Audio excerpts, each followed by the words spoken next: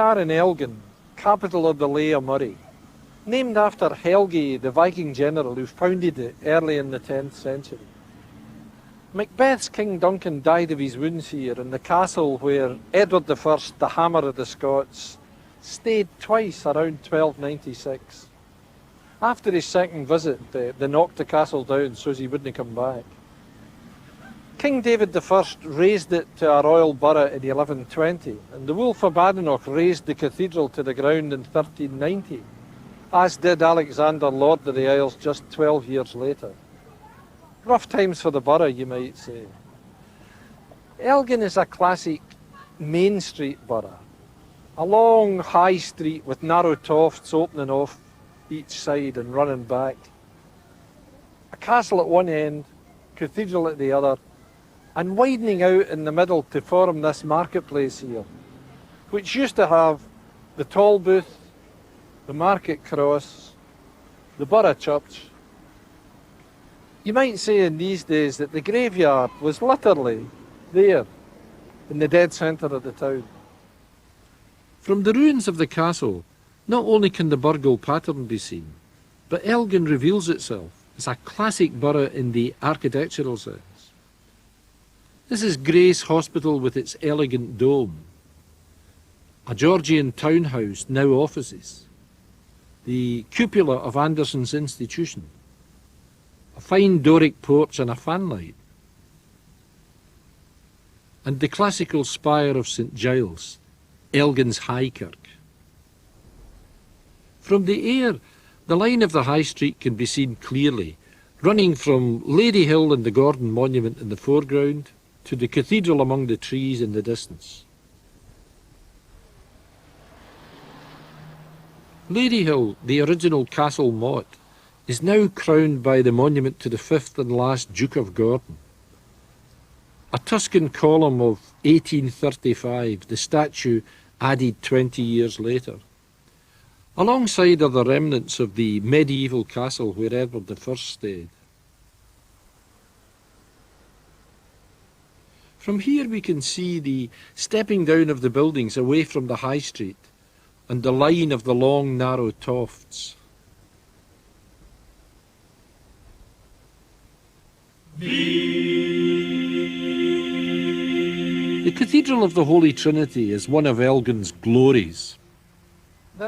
This great cathedral should be found here in a remote province in northern Scotland. It's a clear reminder of the power and the purpose of the church in the Middle Ages, its essential role in civilising and unifying all of Europe.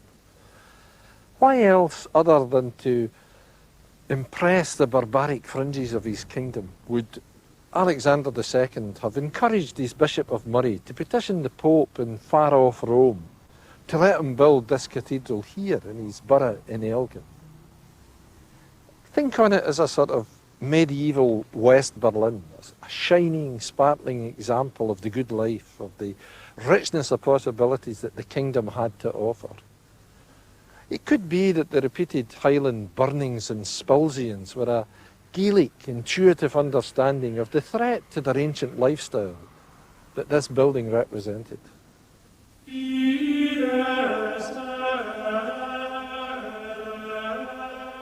The first building was destroyed by accidental fire in 1270 and rebuilt thereafter somewhat larger in size. Virtually finished by the end of the 13th century, it was razed to the ground at the end of the 14th by the Wolf of Badenoch, who had a score to settle with the bishop, and then again just 12 years later. Tragic though these fires were, they were nevertheless turned each time into an opportunity for a bigger and better rebuilding. As a result, the ruins today display many fine decorative features which give some idea of the cathedral's former glory.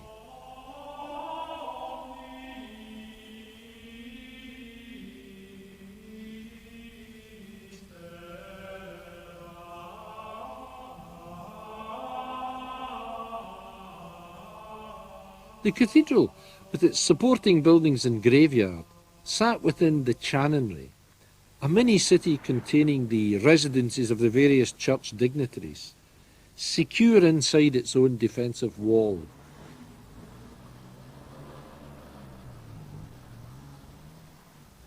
Today we can only admire the ambitions of the builders and enjoy the masons' decorative details. This octagonal chapter house is actually a fine example of their skills, with its ribbed central pillar and its wonderfully vaulted ceiling.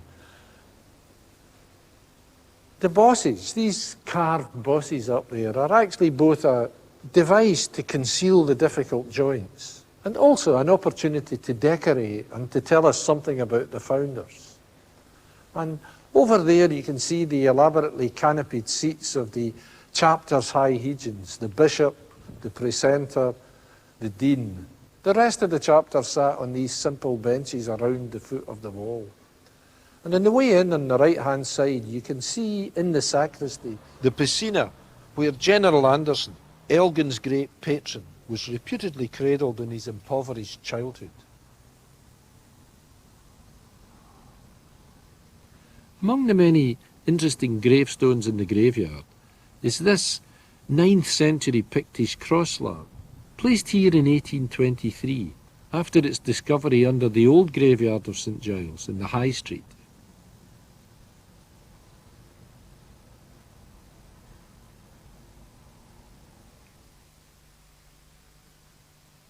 This 17th century drawing shows the tower of Thunderton House, the royal residence, the medieval St Giles Church, and the ruins of Greyfriars Monastery, and finally the cathedral itself.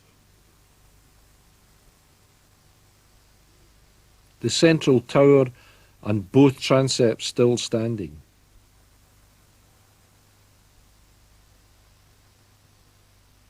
After the Reformation, the church fell into disuse and disrepair, especially after the Regent Murray ordered the roof stripped of its lead to help pay for his army. Some people think God got his own back because the boat carrying the lead to Holland sank just off the shore. But in 1599, the Kirk session found it necessary to ban snowballing, carol singing and other profane songs, guising, fiddling, piping and dancing. But funnily enough, specifically, not football. Women and lassies were also forbidden to haunt or resort to the kirk or the kirkyard.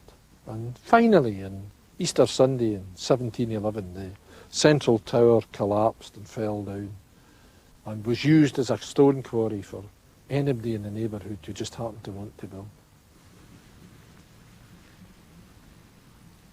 Another interesting memorial in the churchyard is that of John Shanks.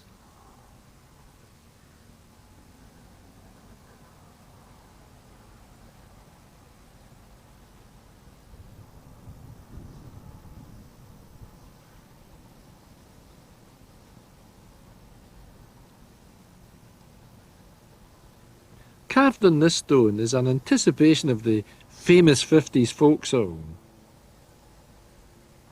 If life were a thing that money could buy, the poor could not live and the rich would not die.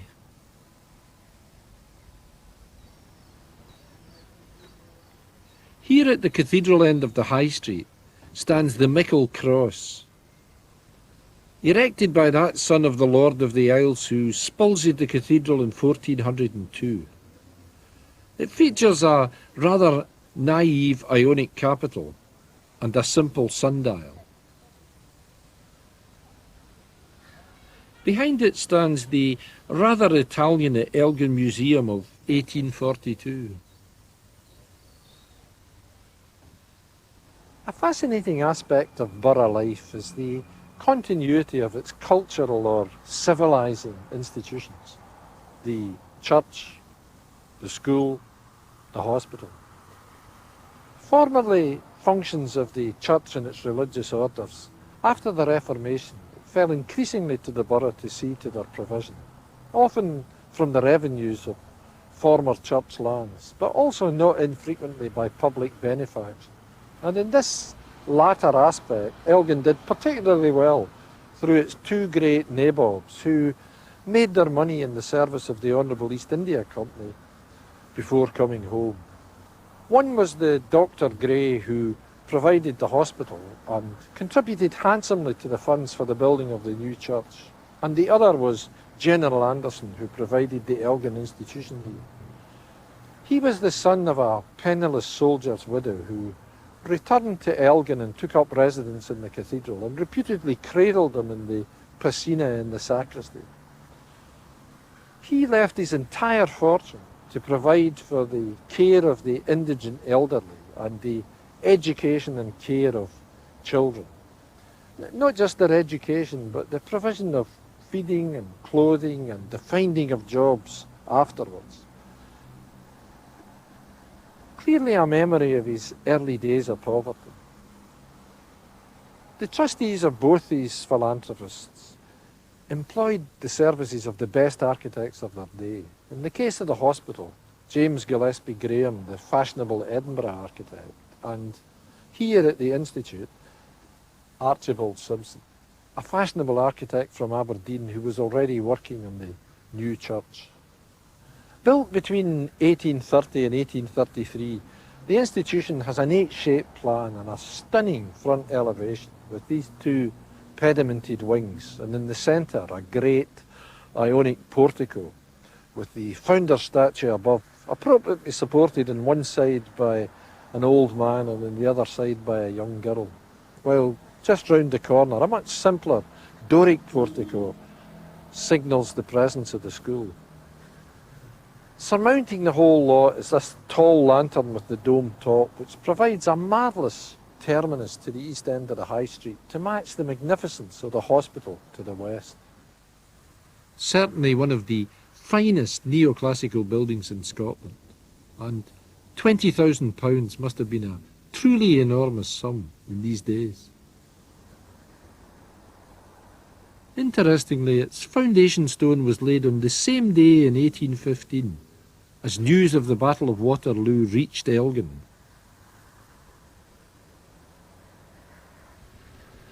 This early 17th century arcaded tenement is characteristic of a style of building once widely prevalent in Scotland's towns and boroughs. It's an early Renaissance building with decorated dormers and an arcaded ground floor or piazza.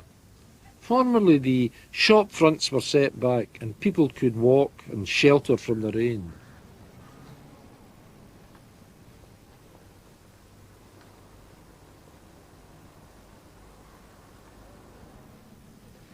The tradition of building dormers continued well into the 18th and 19th century, as these later tenements demonstrate.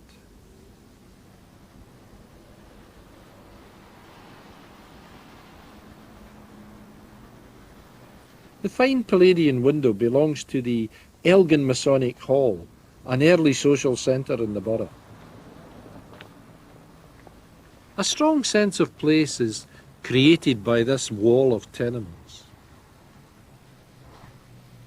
The 20th century shopping centre attempts to simulate the earlier arcades, and indeed its arcade does provide shelter, but the building is insensitive and the wrong scale, and it breaks the enclosing wall of the high street in a most unfortunate way, allowing the space to leak away. It stops being Elgin and becomes anywhere. Contrast its effect with this traditional Vennel, which is really an invitation to explore secret places and hidden backlands.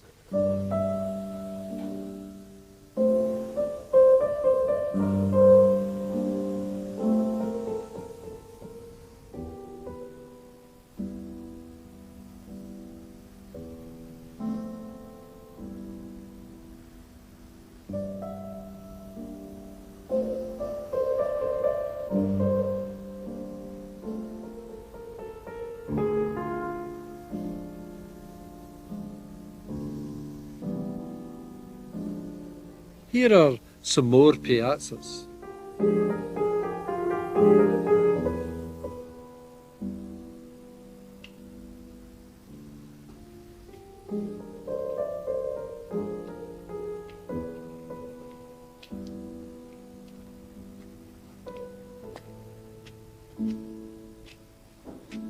Isn't it wonderful what you find up close?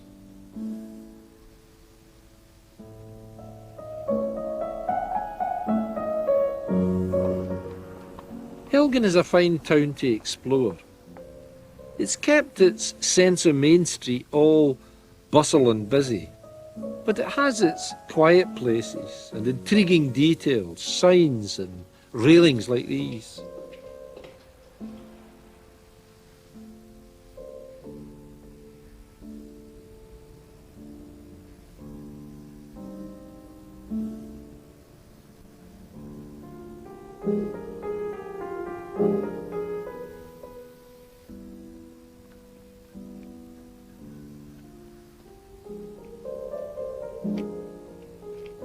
This marriage lintel looks more like a car licence plate.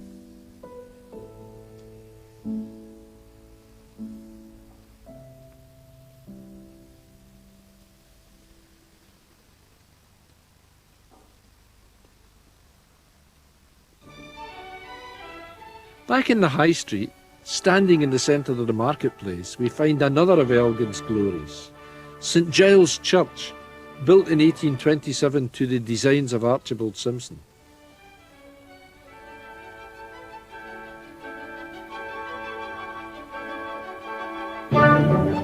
It was the first Greek revival church in Scotland, and standing on the plainstanes, the subtlety of its proportions conceal its three-storey height. The broad, sturdy Doric portico seems to occupy the full width of the marketplace.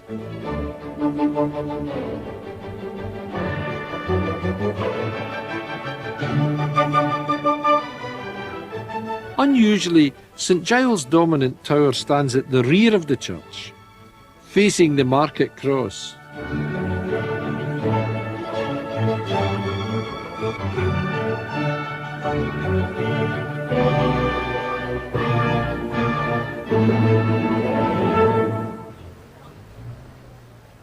Also in the marketplace is the tower, the last remaining 17th century laird's house in the borough. It's essentially a three-storey tower house, its circular stair projecting into the street.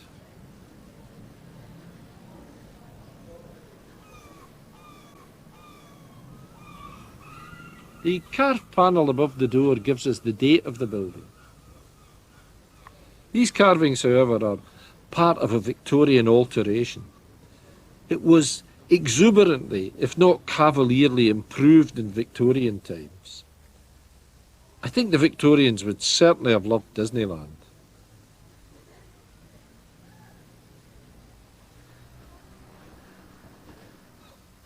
Despite changing shopping patterns, Elgin has retained many attractive Victorian and Edwardian commercial buildings in the town centre.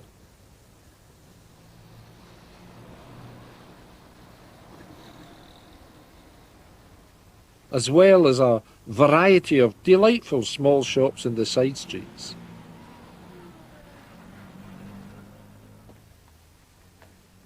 Including this Art Deco cafe from the 20s.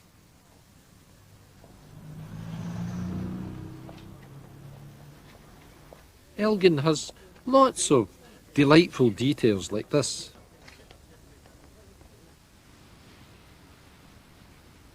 The watermill is a generic functional building type found in all boroughs. An early industrial building, fascinating for the sophistication of its machinery. The mills were often an enforced monopoly service whose returns went to the king, sheriffs, bishops and the borough. Elgin is fortunate in possessing in the old mills one of the finest working mill museums in the country.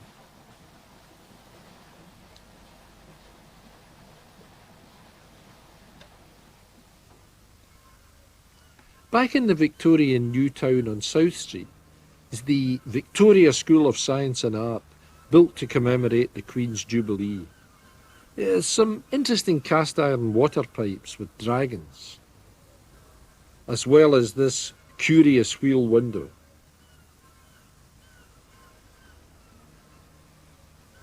Looks much more like a church than a school. and is certainly more interesting than the rather mundane academy across the road, elegantly proportioned though it is.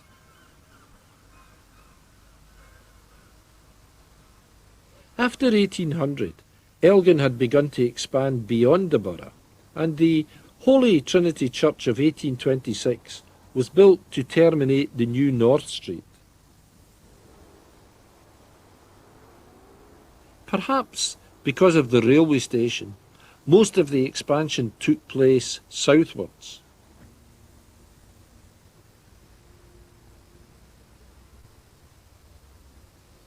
Here a number of interesting houses and villas are to be found, showing all the variety of 19th century eclecticism.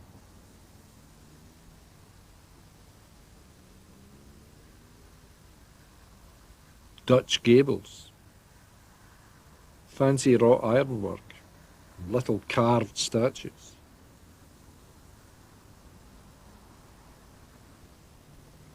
The fine condition of these buildings today must surely be a reflection of the care and skill of the original builders and the appreciation of the present owners.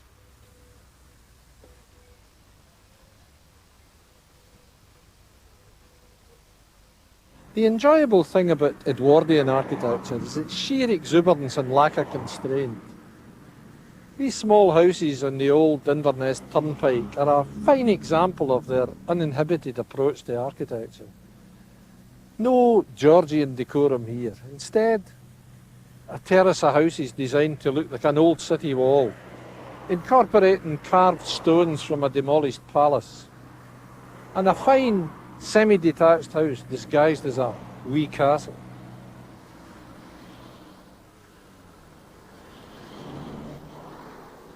Complete with corner towers and battlemented gateposts.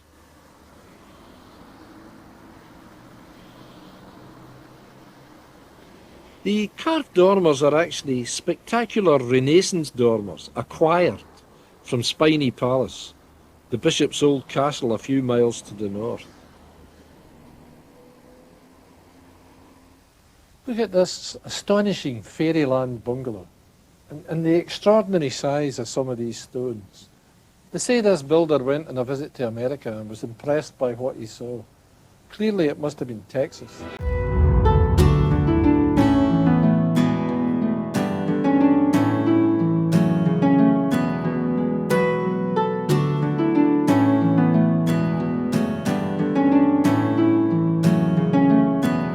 For a bungalow, the building really has an extraordinary scale and makes a wonderful use of the pillaged carvings.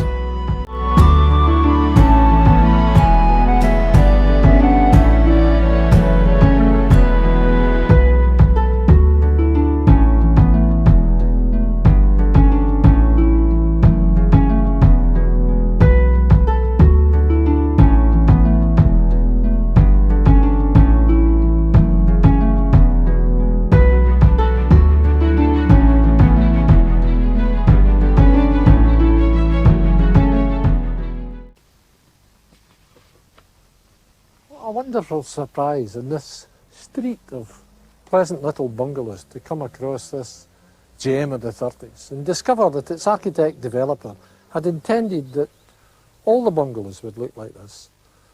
But public opinion then as now was really too conservative, even without the help of Prince Charles.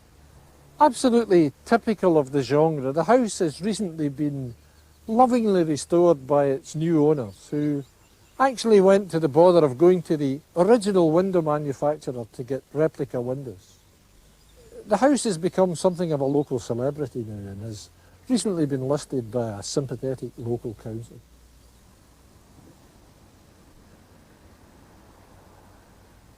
These 40s flats are by the same architect. What a pity most of the original windows have been removed in the current mania for window replacement. It looks like it's had its eyes poked out.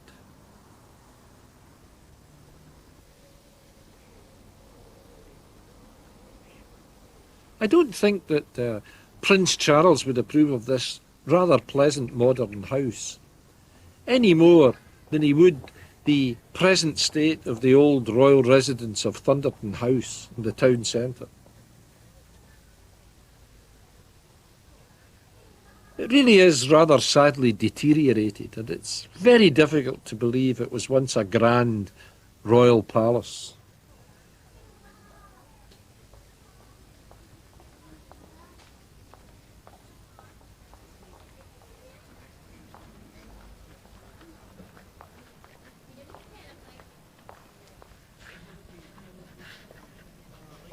He might well approve of the way the present superstore has been fitted into the town centre without really destroying the grain.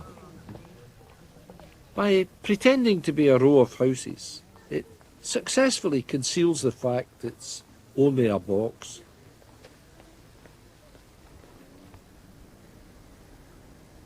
Nevertheless, it has to be said, it does avoid disturbing the townscape.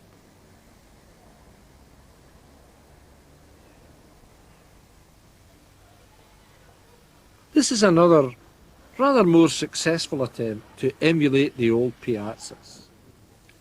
I find it a bit Disneyland, but I do enjoy the odd decorative detail.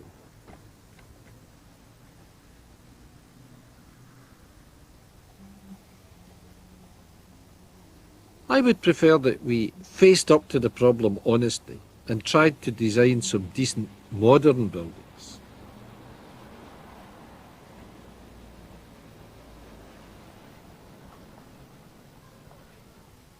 These are make-believe buildings, and we really should be living in the real world.